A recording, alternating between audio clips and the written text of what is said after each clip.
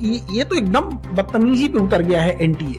तो इस सब को जरूरी ये है कि नेशनल लेवल पे, जैसे अब क्या है कि उनको भी लगता है कि 10 दिन मीडिया में चलेगा, हमें तो सजा होने वाली है। कुल ले दे के उनके दिमाग में डर खत्म हो गया है कि ना उन्हें पुलिस का डर रहा है, ना मीडिया को डर रहा है, और ना ही उनको किसी न्यायालय का डर बचा है।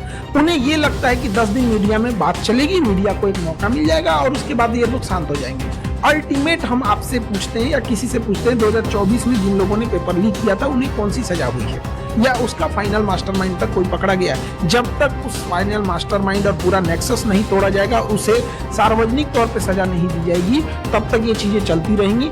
किसी भी देश का क्राइम करने वाला को देखिए, अगर दुबई जा रहा है तो क्राइम करना डर जा रहा है, क्योंकि उसे पता है कि अभी टांग देगा हमको। और यहाँ क्यों हो रहा है? क्योंकि उसे पता है वो मिसयूज कर सकता है। पहली बात तो सीबीआई से हाथ हटा देना चाहिए। सीबीआई के बस का नहीं है, सीबीआई हो गया। CBI is like a Nokia mobile. तब था जब कोई नहीं था वहां पे। अंग्रेजों ने बनाया था लॉर्ड माउंटबेटन 1946 में। अंग्रेज किस लिए बनाएंगे? किसी मुद्दे को दबा देने के लिए। दे दो सीबीआई को, काम खत्म। सुप्रीम कोर्ट के जज को इन्वॉल्व करके वहां पे फिर होना चाहिए। खुद प्राइम मिनिस्टर ऑफिस इसमें इन्वॉल्व हो, इससे पूरी देश की छवि खराब होती है। जैसे पूरी दुनिया में नाम होता है चाइना का गाँव का एग्जाम, तो ये नेशनल लेवल के एग्जाम होते हैं हमारे। इसमें केवल एक परीक्षा के तौर पर मत दिखे, राष्ट्रीय छवि खराब होती है इससे। मनोबल टूटता है बच्चों का। जो पैसे वाले हैं, रसूखदार हैं, उनके लिए एक नए रास्ते खुलते हैं। क्यों बच्चे को पढ़ाना है? पेपर लीक होगा, पैसे खरीद लेंगे। ये जब डॉक्टर बनेगा तो आप सुनते होंगे कि लापरवाही से किसी मरीज की जान चली गई। पूरा खोखला करेगा ये सिस्टम इस चीज को। तो सीबीआई के बस का ये नहीं है। सुप्रीम कोर्ट इसमें इन्वॉल्व है। प्रधानमंत्री से हम यही अपील करेंगे कि इसमें खुद पीएमओ इन्वॉल्व होकर सुप्रीम कोर्ट की मदद करें, और जो जांच हो रही हर हफ्ते उसकी प्रोग्रेस, जो चीजें कॉन्फिडेंशियल है उसे छुपा के रखी जाए, ताकि बच्चों का भरोसा जीतना बहुत जरूरी है। हम लोग बच्चों के बीच में रहते हैं। देखिए, जब कोई मीडिया जाए या कोई एजेंसी जाती है तो बच्चे फॉर्मली रूप से जवाब देते हैं, थोड़ा सोच समझ। हम लोग से बच्चे अपने दिल की बात बोलते हैं, तो उनका जो हौसला टूटा है ना, उसकी भरपाई करने में 10 साल निकल जाएंगे। एजुकेशन और बच्चे ही किसी देश की बुनियाद होते हैं। ये जो एम्स है, एम्स कोई बिल्डिंग नहीं है। एम्स के अंदर जो टॉप डॉक्टर्स गए हैं, उनकी दिमाग की बदौलत आज एम्स का नाम है। आईआईटी तो है एक बिल्डिंग, बट जो छांट के इतने एग्जाम लेके गए उन बच्चों ने उसे अच्छा बनाया है। जब हम बुनियाद ही कमजोर कर देंगे तो एक देश को इसकी खामियाजा 20-25 साल बाद भुगतने को मिल जाता है। तो ये चीजों की गहन जांच होनी चाहिए और इसमें स्वयं प्रधानमंत्री को इन्वॉल्व होना चाहिए। उधर ट्रंप पे कोनो ईंटा चला दिया था प्रेस कॉन्फ्रेंस में, तो प्रधानमंत्री हमारे ट्वीट कर रहे थे। उससे ज्यादा गंभीर ये मामला है, और कहीं ना कहीं देश के साख पर जब ये बात आती है तो कुछ चंद लोगों की वजह से पूरी देश और बच्चों का भविष्य खराब होता है। ऐसे चंद लोगों को समाज में नहीं छोड़ने देना चाहिए, क्योंकि जब इनका मन बढ़ेगा तो आज ये नीट कर रहे हैं, अगर आज इन्हें हम सजा नहीं दिला सके तो कल ये न जाने क्या क्या लीक करेंगे, और इनका जब नहीं रोक सके तो आज पैसों के लिए बच्चों का भविष्य बेच रहे हैं, कल पैसों के लिए देश भी बेच सकते हैं। इसलिए ये छोटी चीजों को इसे न लिया जाए। ये जो नीट पेपर हुआ है, ये लाखों बच्चों के जीवन के साथ खिलवाड़ है, उनका कॉन्फिडेंस तोड़ा जा रहा है। और सबसे दुर्भाग्यवश क्या है बात पता है, 2 साल पहले 2024 में भी सेम घटनाएं हुई थी।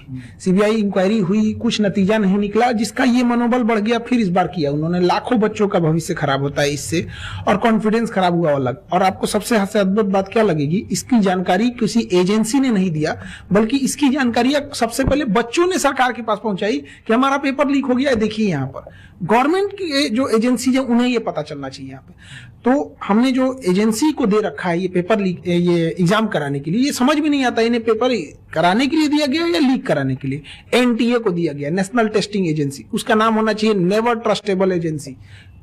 मतलब आप समझिए, 10 रुपए का बच्चों का जो डाइपर और पैम्पर्स आता है ना, हगीज उन सबों का, वो लीक नहीं होता, इनका पेपर लीक हो जाता है। इतना घटिया इन लोग की व्यवस्था है, और इसकी जांच किसको देंगे? सीबीआई को। सीबीआई कब कौन से नतीजे पे बढ़िया से उतरेगी, क्या हमसे कहां जाएगा बच्चों का, ये हम बता रहे हैं। अगर ये सीबीआई को गया ना, बच्चों का एमबीबीएस कंप्लीट होगा, तब तक इनकी जांच चलती रहेगी। सुप्रीम कोर्ट के किसी रिटायर्ड जज को इसका एक ऑब्जर्वर बनाना चाहिए, और एक टाइमलाइन के अंदर में कौन जिम्मेदार है उसको कड़ी सजा होनी चाहिए। अगर सजा नहीं होगी तो फिर आज राजस्थान केरल नाम आ रहा है, कल कोई और राज्य नाम आएगा यहाँ पे, बट अल्टीमेट बच्चों का भविष्य खराब हो जाएगा इससे।